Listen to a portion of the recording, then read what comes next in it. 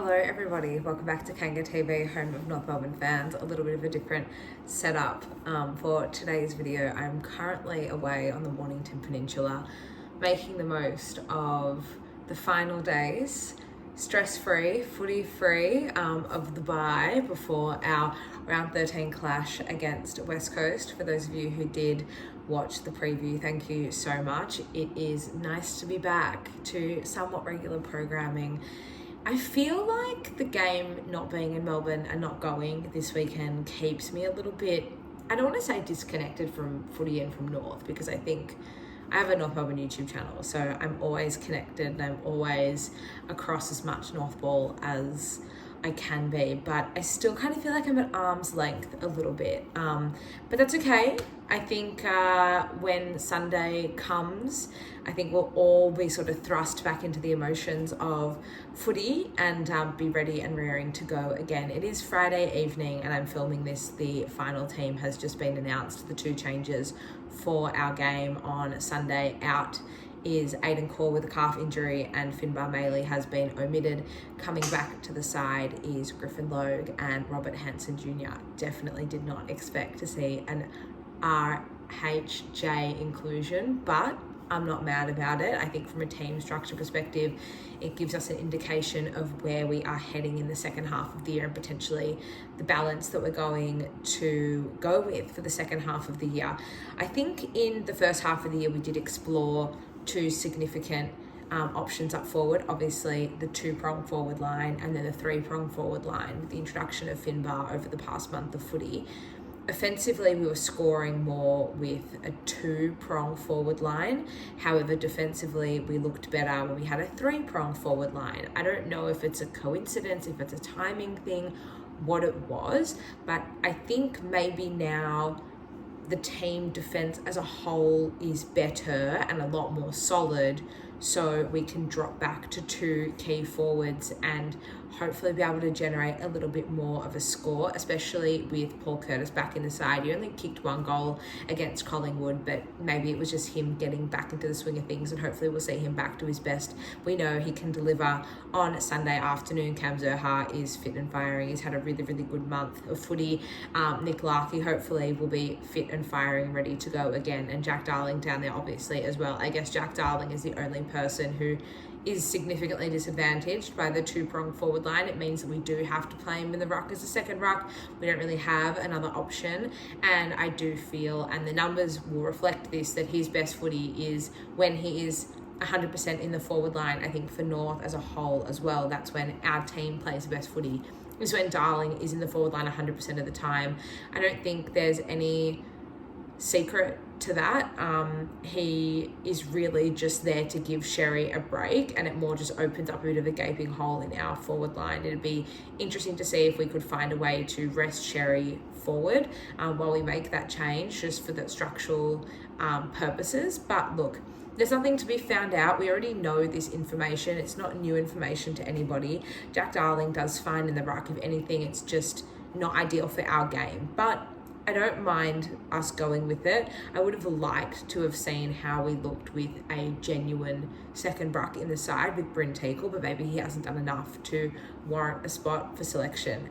Speaking of not having done enough, I'm really intrigued by the inclusion of Robert Hansen Jr. I feel as though he may come in as the sub and allow Fisher to play in the best 22. I feel Fish because I thought he was fine against Collingwood, but he didn't really have an impact on the game because he's more of an attacking offensive role, and Collingwood just got all on top of us and all over us in that game a couple weeks back. I think for Fisher, he could be a really interesting addition to our attacking half of the ground. We have seen him in that defensive role and that sort of guy to move the ball out of our defensive 50, the way Caleb Daniel is playing that role now. So leave Daniel down there. We've obviously got Hardiman down there, Foss down there, and Harry Sheasel has floated down back at times this season as well when needed. I'd really like to see Fish play forward of centre and forward of the ball. He is, for the most part, a pretty clean user of the footy,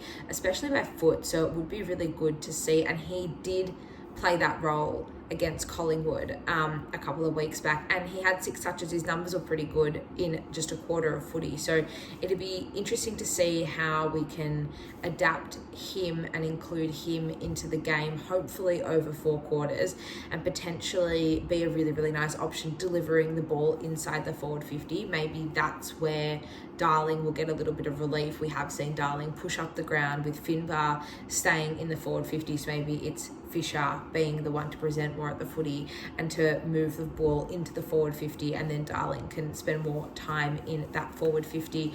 I think the one big thing with Finbar, which I don't like him being omitted, is that his marking overhead is excellent. It's the best of anyone in that forward line we've seen so far this season, and for a team that loves to lob the ball inside our forward 50 time and time again, often to our detriment or over our advantage, Finbar is a really, really strong marking option for us up forward. So to remove him out of the equation, I think we really need to readjust and find a way to execute the ball cleaner into our forward 50. I think the onus and responsibility really comes from the midfield, and I think we need to just be more dominant in clearing the ball and just really back ourselves in. And I think trusting ourselves is going to be a really big theme for the second half of season 2025. I think we need to trust ourselves. We need to back ourselves in, back our own ability. That's a really good way to grow confidence and ultimately go on and win games of footy. So I'm curious to see how this one goes. The other change is Griffin Logue coming in for Aidan Corr. Don't really think we had another option. Aidan Corr will not play either game over in Perth, so we won't see him until at least our game against Carlton in a couple of weeks' time.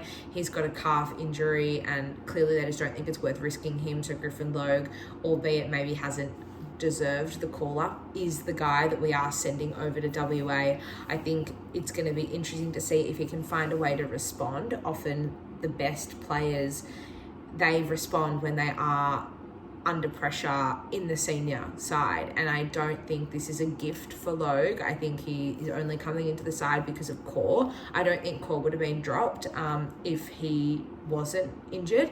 So I think for Logue, he's really got to look at this as a big opportunity and take it with both hands. Also knowing that Jackson Archer is ahead of schedule and could return to the senior side in the next few weeks, 3 or 4 weeks earlier than we maybe expected, would also hopefully put pressure on Griff. And I think for Griff, we really need to find a way to get his best footy out of him, because at his best, he is the key defender that we need. And he's had a really weird start to season 2025, and I can only hope that we can find a way as a team to support him to bring his best footy out of him, and hopefully furthermore he wants to find a way to refine his best footy, because at his best he's one of the best lockdown defenders we have. He is the best lockdown defender, I should say, we have, and can be up there with some of the best in the competition. So watching that one very, very closely, watching this side as a whole very, very closely. I think Robert Hansen Jr. will be the sub, and like I said, hopefully allow Fish to come into the side.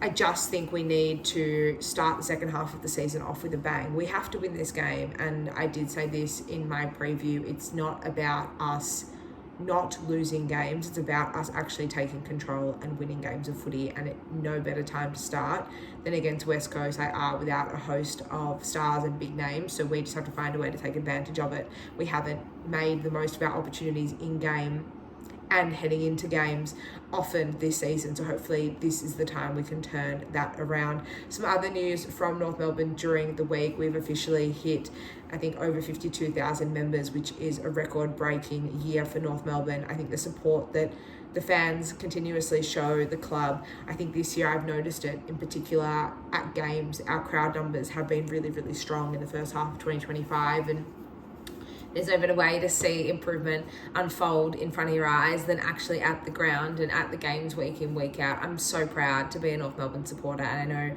that all supporters are so proud to be part of this great club and hopefully be part of history that we are building and watching in front of our eyes. So to all of you who have renewed and restored your faith in the club again this year, congratulations to you.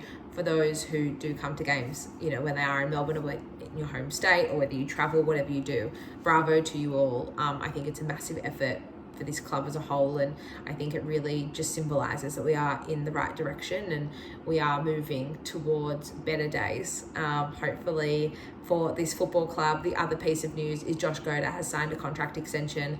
He has been luckless on the injury front, our beloved GOAT, over the past few seasons, but I think we all know what potential he does have and what a great asset and addition he would be to this side should we be able to find a way to get him fit, keep him fit, and get him into this best 23. I love that North is restoring faith in him and showing faith in him the same way we did with Braden George, and hopefully we come out the other side. He's, a North man for life, committed to us, and we are committed to him. We've seen the turnaround for Charlie Comben and his injury struggles early on in his career. He's, having a career best patch over the past 18 months playing in defence now that his body is right and he's able to just play his best footy pretty freely and fearlessly. So I can only hope that the same happens for Goat and for Braden George.